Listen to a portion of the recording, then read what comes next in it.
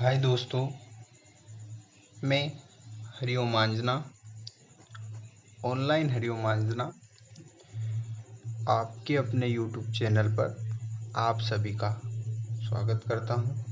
आज हम रेशियो यानी कि अनुपात का पार्ट 7वां देखेंगे। इसमें हमने अनुपात के कुछ बेसिक कॉन्सेप्ट को देखा था। इसी के अंतर्गत हमने देखा था एक कॉन्सेप्ट को जो हमारे लगभग अनुपात के सारे क्वेश्चनों को हल करता है। साथ ही साथ किसको किस तरीके से लगाना है वो मैंने कल के कॉन्सेप्ट में आपको बताया था, और आज के वीडियो में हम उस कॉन्सेप्ट को और अच्छे तरीके से लगाकर समझेंगे कि यहाँ जो है कि किन किन प्रश्नों में ये कॉन्सेप्ट लगाया जा सकता है। तो आइए हम समय को बर्बाद ना करते हुए देखते हैं कि कहाँ पर हम इसको लगाते हैं। पहला प्रश्न हम बेसिक से उठाएंगे ताकि आपको प्रश्न जो है कि पहला क्वेश्चन थोड़ा सा अच्छा लगे कि अरे ये तो पता था मुझे, तो धीरे धीरे उठाएंगे कि कहाँ पर क्या लगाना है। ठीक है, तो हम देखते हैं पहला क्वेश्चन कि दो संख्याओं का अनुपात 7:10 है, तो हम 7:10 लिख देते हैं और उनका अंतर 105 है, तो संख्याओं का योग ज्ञात कीजिए। उनका अंतर हमें कितना दिख रहा है 3, पर प्रश्न में कितना बोला गया है 105, यानी कि 3 तिया 9 और 3 पंजे 15, यानी कि 1 बराबर 35 आ रहा है। तो संख्याओं का योग यानी कि वहाँ संख्या क्या थी 7 और 10, यानी कि योग करेंगे तो क्या आएगा 17, यानी कि 35 इंटू अब हम 17 करें तो 17 5 85 हासिल आया 8, 17 30 51 और 5 59, यानी कि 595 इज द राइट आंसर। यहाँ हमारा आंसर आ रहा है।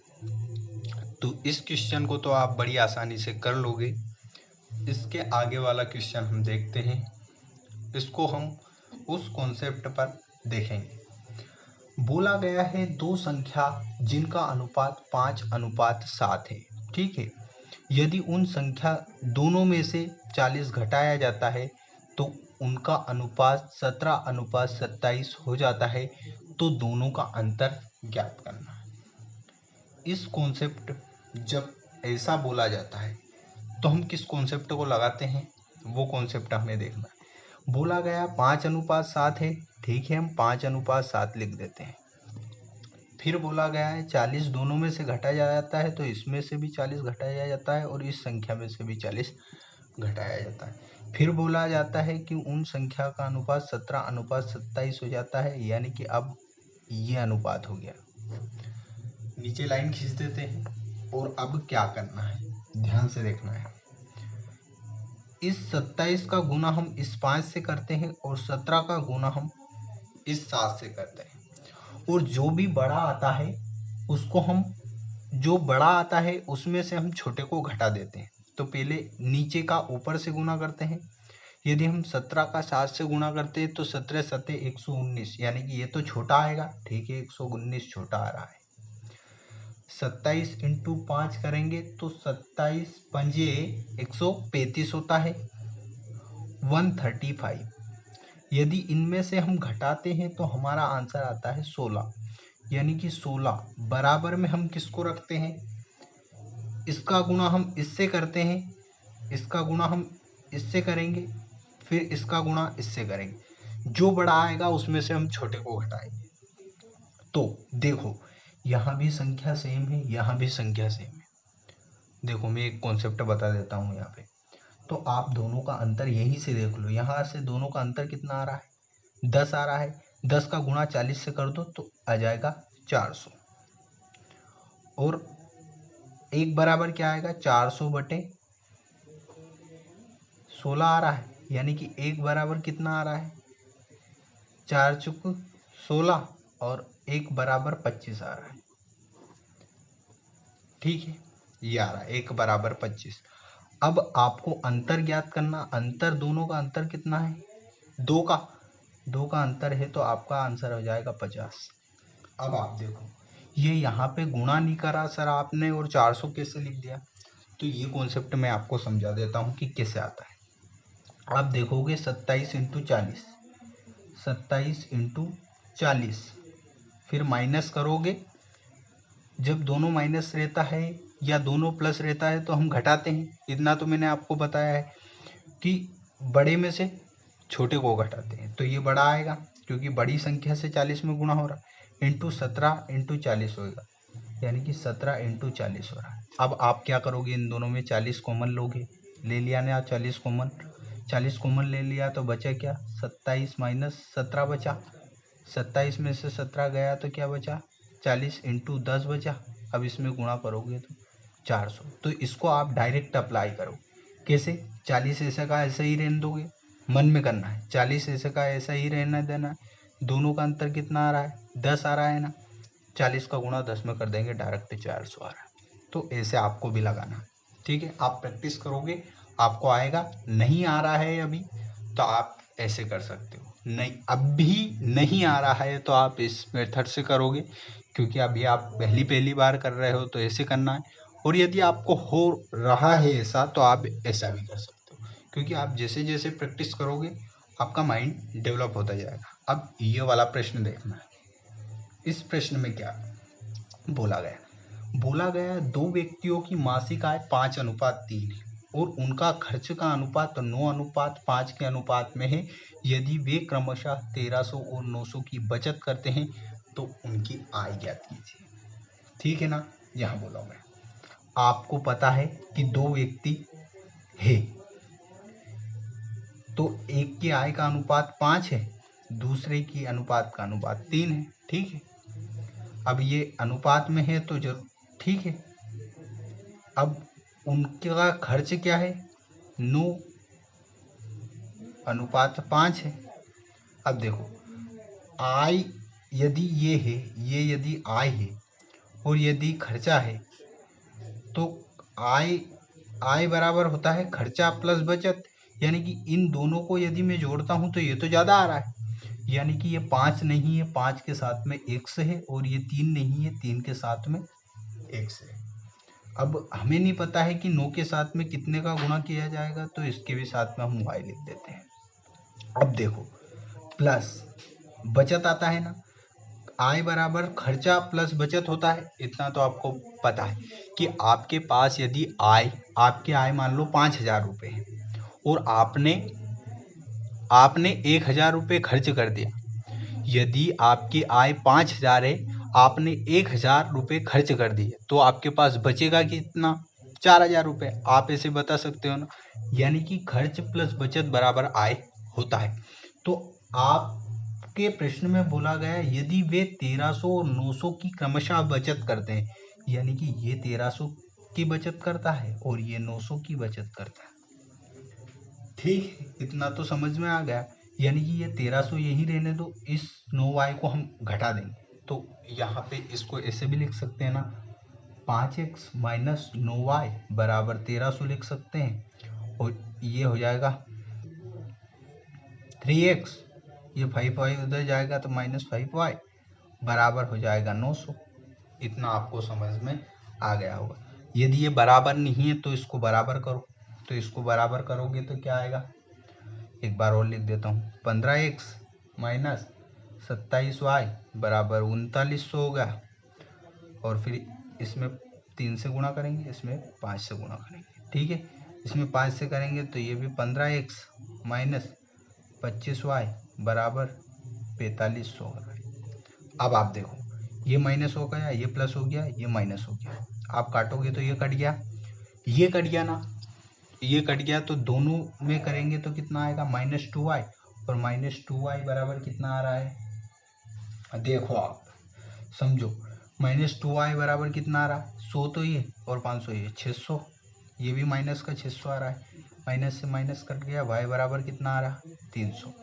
यदि y बराबर 300 है, यदि y बराबर 300 है तो हम यहाँ पे रख देंगे, तो क्या आएगा, 9 3 2700, तो हमारी इसकी आय कितनी हो जाएगी, 2700 प्लस 1300 यानी कि 4000।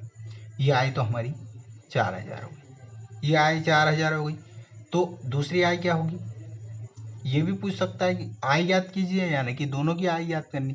ये व्यक्ति है, ये भी व्यक्ति है, तो इसकी आय क्या होगी, y बराबर 300 है ना, 300 यहाँ भी रख दो। तो 5 3 1500 और 1500 प्लस 900 जोड़ाऊंगा तो कितना होगा, 9 और 5 24, यानी कि इसकी 2400 हो जाएगी। तो एक की आय 4000 हो जाएगी, दूसरे की आय 2400 हो जाएगी। या तो इससे आप हल करोगे, या दूसरी विधि और आसान है, ये विधि, ये वाली विधि लगाएं। तो सर आपने ये क्यों बताया, तो ये आपका बेसिक कॉन्सेप्ट है कि कभी वो याद नहीं आया तो आप ऐसे कर सकते हो, मतलब कोई नहीं बताएगा तो आप एक्स मान के तो हल कर सकते हो, परंतु आपको ये हल करना, इस मेथड से आप हल ही नहीं करोगे। क्यों नहीं करोगे, क्योंकि आपको दूसरी मेथड में बता रहा हूँ और ये मेथड बहुत शानदार है। तो इस मेथड को कैसे हल करना देख लो, मैं कैसे बता रहा हूँ। बोला गया है आय का अनुपात 5:3 है, ठीक है, 5:3 है। यदि उनका खर्च 9:5 हो जाता है, अनुपात में है, यदि वे क्रमशः 1300 और 900 की बचत करते हैं। अच्छा, आप बताओ कि ये आपकी आय है, यदि आय में से हम बचत को माइनस कर दें, यानी कि इस 1300 को इस ए में से माइनस कर दो और इसमें से 900 को माइनस कर दो। यदि आप इसमें से बचत को माइनस कर दोगे तो आपका क्या बचेगा, खर्चा बचेगा ना, यानी कि 9:5 ही तो बचेगा। उसी फॉर्मेट में जमा दिया ना मैंने। देखो, यदि ये दोनों आपकी आय है, ये ए की आय है और ये है बी की आय, ये आय है, इस आय में से आपने खर्चा माइनस कर दिया, खर्चा नहीं बचत, बचत बोला है ना, तो बचत यदि आपने इसमें से माइनस कर दी, यदि आप आय में से, ये आय है, इसमें से बचत माइनस कर दोगे तो खर्चा यही रहेगा, यानी कि आपने आय में से बचत माइनस कर दी तो आपका क्या बचा, खर्चा बचा, ये खर्चा हो गया, ठीक है। अब आप क्या करोगे, गुणा करो, 9 तिया 27, 5 25, ऊपर गुणा करना है, जो बड़ा रहता है उसमें से छोटे को हटा देते हैं, ठीक है। तो कितना आ रहा है, 25 27 माइनस 25 2 बराबर, अब क्या करना, इसका गुणा इसमें करेंगे, नंबर 81 और 5 65, यानी कि 8100 माइनस 6500, दोनों का अंतर देख रहे हैं तो कितना आ रहा है, 5 और 1 6, 6 और 10 यानी कि 1600 आ रहा है, यानी कि 1 बराबर 800 आ रहा है ना। यदि 1 बराबर 800 आ रहा है तो इसकी बचत क्या है, 4000, और इसकी बचत क्या है, 2400। और यही मैंने बताया था ना, जब आप इस विधि से हल करोगे ना तो ये आपकी बेस वैल्यू है, आप इन दोनों में नहीं रख सकते हो। क्यों नहीं रख सकते, रख ही नहीं सकते, मैं बोल रहा हूँ ना, इन दोनों में नहीं रख सकते, आप इसमें ही रखोगे क्योंकि ये ही आपका बेस है, और इसमें रख देना। अब आप यहाँ से क्या भी ज्ञात कर सकते हो, उसकी खर्चा भी ज्ञात कर सकते हो। इसमें से यदि 1300 माइनस कर दोगे तो आपकी ए की बचत निकल जाएगी, और यदि इसमें से 900 माइनस 2400 में से 900 माइनस कर दोगे तो आपकी बी की बचत निकल जाएगी, ठीक है। बड़ी आसानी से हल हो गया। पर आप डायरेक्ट इसमें आप ये नहीं करोगे कि सर ये तो आपकी बचत है तो मैं यही गुणा कर देता हूँ, नहीं, आपको यहाँ करना है और यहाँ गुणा करना है, फिर आप घटाओगे, क्योंकि कभी कभी क्या रहता है, ये अनुपात से यहाँ रख दोगे ना, कभी कभी तो आंसर सही आ जाएगा, कभी कभी नहीं आएगा। इसलिए मैं आपको बता देता हूँ कि यहाँ पे आपको कभी नहीं रखना, ऊपर ही रखना है, क्योंकि यही आपका बेस है, ठीक है। और इससे आपका आंसर कभी भी गलत नहीं होगा, ये मैं गारंटी लेता हूँ, ठीक है। अब देखना, जो किया है ना उसी के टाइप का नया क्वेश्चन लेके बोला गया है, ए और बी की आय का अनुपात, ए और बी की आय का अनुपात 3:4 है। हमें पता है ये ए है ये बी है, लिखने की क्या जरूरत है, नहीं है ना जरूरत है, तुम्हें तो लिख सकते हो, बट मुझे नहीं है लिखने की जरूरत, मैं नहीं लिखूंगा, आपको समझाने के लिए लिख देता हूँ कि ये है ये बी है, बाकी लिखने की जरूरत नहीं है, क्योंकि आपको टाइम बचाना है, जितना कम लिखोगे उतना आपको फायदा रहेगा। बोला गया उनके खर्चों का अनुपात 2:3 है। यदि उनकी 6000 बचत करते हैं, प्रत्येक 6000 बचत करते हैं, बोला गया प्रत्येक, यानी कि इसमें से भी 6000 माइनस कर देते हैं, इसमें से भी 6000 माइनस कर देते हैं। यदि आय में से, ये आपकी आय है, ये आपकी आय है, आय में से आप बचत माइनस कर देते हो तो किसका अनुपात निकलता है? खर्चों का। तो खर्चों का अनुपात 2:3 होता है। हमें पता है बड़े में से छोटे घटाते हैं, 3 तिया 9, 8, यानी कि 1 बराबर क्या करना है? दोनों का अंतर डायरेक्ट देखना है। 1 आ रहा है 6000 इंटू 6000, दोनों जगह पे सेम है, दोनों जगह पे सेम है, दोनों जगह पे माइनस है, तो हम इन दोनों का अंतर करके उसका गुणा कर देंगे। पर एक जगह प्लस है, एक जगह माइनस है, तो इन दोनों को जोड़ के इसमें गुणा कर देंगे। ठीक है, आपको समझ में आना चाहिए। यदि नहीं आ रहा है तो आप 3 इंटू 6 करोगे, माइनस 2 इंटू 6 करोगे, तो भी यही आना है। ठीक है, बट मैं आपको आसानी से हल करने के लिए ऐसा बता रहा हूँ। आप नहीं करना चाहते तो आपकी इच्छा है, बाकी मैं बेसिक से बता चुका हूँ और अभी भी मैंने बोल के बता दिया है। तो 1 बराबर 6000 है, तो आय ज्ञात कीजिए, यानी कि दोनों की आय ज्ञात करनी है ना। तो 6 चुक 24, यानी कि 24,000 तो बी की आय हो जाएगी और इसकी आय हो जाएगी 18,000। अभी इसमें आय ज्ञात करना है, यानी कि यदि प्रश्न में बोलता है कि ए की आय ज्ञात कीजिए तो 18,000 हो जाती है, बी की आय बोलता है तो 24,000 होता है। यदि आय का बोला गया है तो हो सकता है दोनों का ऑप्शन में दे रखा हो, ए बी सी डी ऐसे ऑप्शन होंगे, उसमें पहला ऑप्शन दे रखा है मान लो 18,000 और 20,000 दे रखा है, दूसरा है 20,000 और 9,000 दे रखा है, फिर तीसरा है 18,000 और ये दे रखा है 24,000, और तीसरा दे रखा है 9,000 और 24,000 दे रखा है। तो आपको क्या करना है? आपको पता है कि ये आपका आंसर हो जाएगा, तो ऐसे आपको हल करना है। अब देखो, ये प्रश्न फंसाया गया है, इसमें आपको याद रहना चाहिए कि क्या बोला गया। बोला यहाँ गया कि एक धन को P अनुपात Q अनुपात R में 2, 7 और 9 में विभाजित किया जाता है। यदि P Q का कुल हिस्सा R के हिस्से के बराबर है तो P और R के हिस्सों का अनुपात ज्ञात करो। अब आप देखो, इसमें 2:7:9 तो लिख दोगे, फिर उसके बाद हिस्सा बोला गया, यानी कि आपको क्या नहीं दे रखा है? रुपए नहीं दे रखा है, रुपए की वैल्यू आपको नहीं दे रखा है, और हिस्से का अनुपात पूछ रहा है, यानी कि आपका आंसर हो जाएगा C and D, can't be determined, यानी कि आपका डेटा जो है पर्याप्त नहीं है, आप ज्ञात नहीं कर सकते, तो ये आपका आंसर हो जाएगा। अब देखो लास्ट क्वेश्चन है, इसको कैसे हल करना। प्रश्न में बोला गया a अनुपात b बराबर b अनुपात c है, तब a की घात 4 अनुपात b की घात 4 बराबर ज्ञात करो। अब देखो a बटे b, a अनुपात b बराबर a बटे b होता है, तो बराबर क्या है? b अनुपात c। ये तो आपको समझ में इतना तो आ रहा होगा, क्योंकि आप मैथ्स पढ़ रहे हो और इतना भी समझ में नहीं आ रहा है तो मैथ्स पढ़ना ही छोड़ देना चाहिए आपको। तो इतना तो आपको समझ में आ रहा होगा। ठीक है, आप गुणा करोगे तो बी स्क्वायर बराबर क्या हो जाएगा? ए सी हो रहा है, क्रॉस मल्टीप्लाई करते हैं ना, पता है इतना, तो बी स्क्वायर बराबर ए सी हो रहा है। अब हमें तो बी की घात 4 ज्ञात करना, यानी कि हम बी की घात 4 करेंगे, यानी कि बी की घात 2 की घात 2 करेंगे, तो यहाँ ए सी की घात भी 2 हो जाएगा, यानी कि b की घात 4 बराबर क्या हो जाएगा? ए स्क्वायर सी स्क्वायर हो जाएगा। अब आप देखो a की घात 4, ठीक है, अनुपात b की घात 4 की जगह पे क्या लिख सकते हैं? ए स्क्वायर सी स्क्वायर लिख सकते हैं। अब a की घात 4 को हम क्या लिख सकते हैं?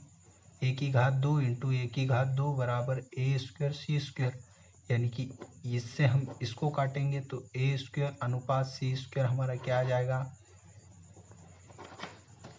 आंसर हो जाएगा। तो बड़ी आसानी से हल हो गया ना।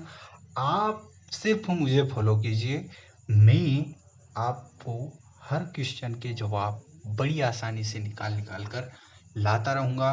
इसी के साथ में हम आज के सेशन को समाप्त करते हैं और कल और अच्छे अच्छे क्वेश्चनों को हल करते हैं।